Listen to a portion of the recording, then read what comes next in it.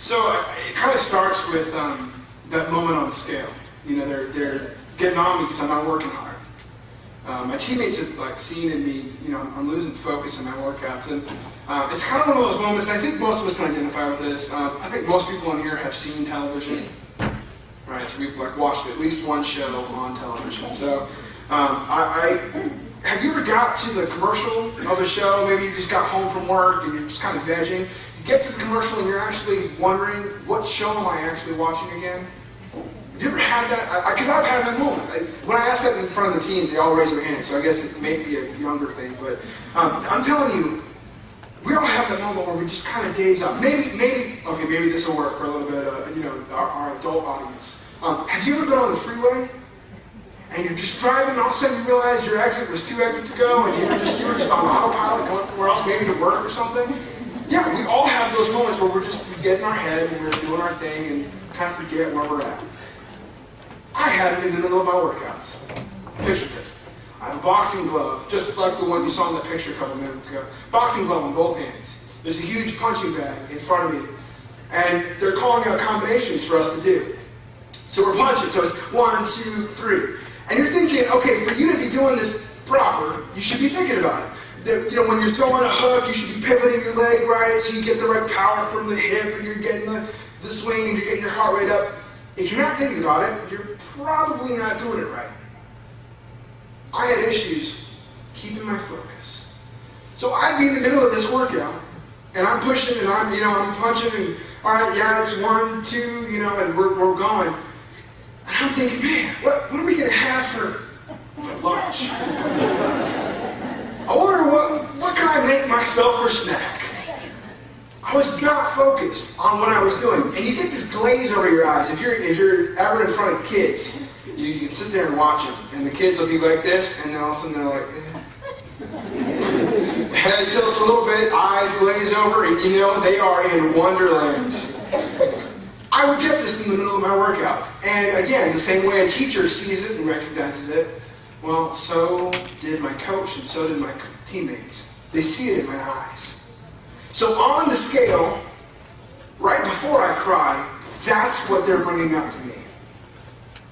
Why are you losing focus? What's going on in your head? Why are you doing this? It's like you're not working hard enough, and yet, if you're going to be here, if you're going to be on the Biggest Loser, you got to work hard. No one does this for you. There's no magic pixie dust we just put on you and you lose weight. No pill to take, no surgery that we're going to try and give you. It's hard work and effort.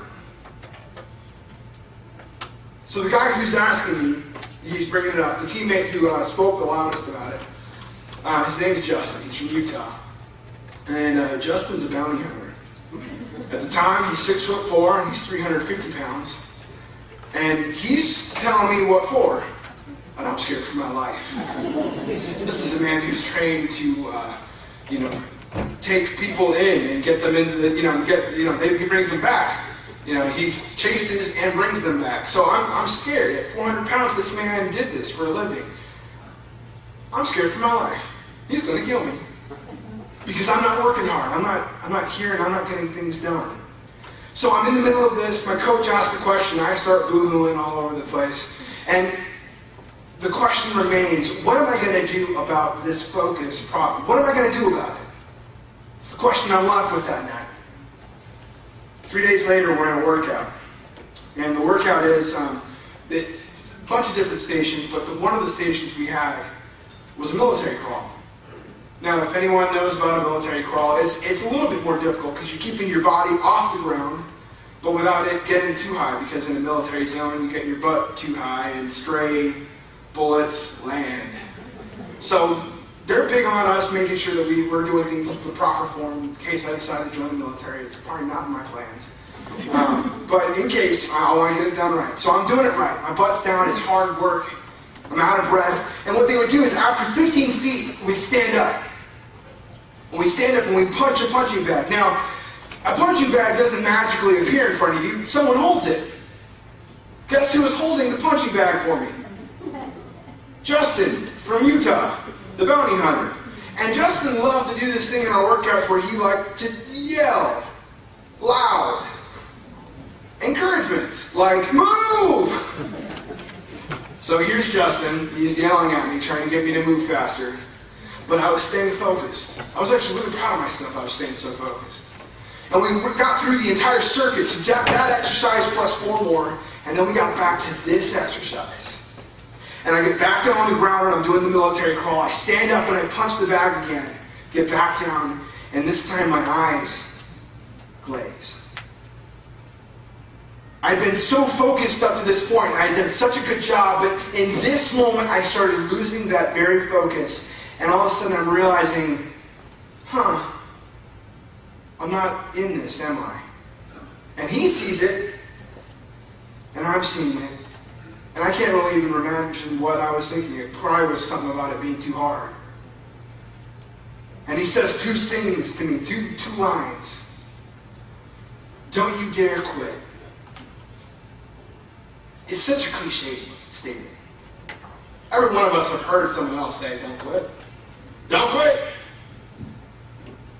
But when you think about it, how often do every single one of us quit? Maybe it's that we quit. We get to a point in our job where we're kind of content where we're at. We quit asking for the promotion, for the raise. Maybe the quit is we're still trying to work on a degree. It's been 10 years. And we're still taking one class at a time and just not really plugging away. We could do more, but that would be hard. Maybe you're like me. Maybe in high school you didn't think enough of yourself to actually put an effort towards the classes you had to take in high school. And maybe by quitting, like me, you didn't go to college because you quit, because you decided not to, and you took it away from yourself. We all quit. Then he said a second statement to me. He said, don't you dare check out. Now, I'm a kid of the 21st century. When you say the words check out to me, I think 2 things. Facebook and Foursquare. So my immediate impression is, what does he mean check out? I ain't on Facebook trying to check in somewhere, letting everyone know, hey, here I am. No, it's something else. It's about this moment. It's about focus. Check out. What does that mean? When did I check out? How does that happen? And it's hit me. The focus problem I had on the show was actually a problem that came from my everyday life before the show. Just the weight doesn't pack itself on. Something has to instigate it. So before the show, I quit. I checked out. When did that happen? For me, it happened when I was 10 years old. See, as a 10-year-old, I was a hefty 10-year-old. I was big. But at 10, and maybe a little bit younger, kids just start getting to a point where they want to point those things out. Meanly. So you have students now telling you what you are worth. Students telling me what I looked like and what they thought of that. I had kids steal my yearbook in 7th grade, a couple years later. In my yearbook, they stole one of the white pages and they wrote abhorrent things about me. And they drew really creative pictures using circles. They were drawing pictures of me. You can imagine how creative they were. The movie The Incredible Hulk was coming out, and they thought it'd be funny to do a pun, a play on words here. So they thought The Incredible Bulk was a great way to entitle the page. Maybe it wasn't just kids. Again, probably the same year, I went to see my pediatrician. He asked me if I drank beer. I come from a pastor's home. Beer's not been a part of my life. We have alcoholics in our distant relatives, and we just never wanted to be around that. Well, the doctor asked me if I drank beer. I said no. And then he said, well, then why do you have a beer belly? See, I'm being told by everyone in my life what I look like and what that means to them and what that makes me inside, my value. Where does your value come from? See, until the age of 20, my value came from everyone I was around. I so badly wanted to fit into things and places that I started looking at, okay, well, maybe I am a big guy. Maybe I just need to embrace that. So I did. And then I'm thinking, okay, who are the famous big guys? Drew Carey, Chris Farley, Kevin James, they're all funny. So now I have to be a funny big guy to fit in. And I'm realizing all the way around that all my actions, everything I'm doing, is based on other people's value of me.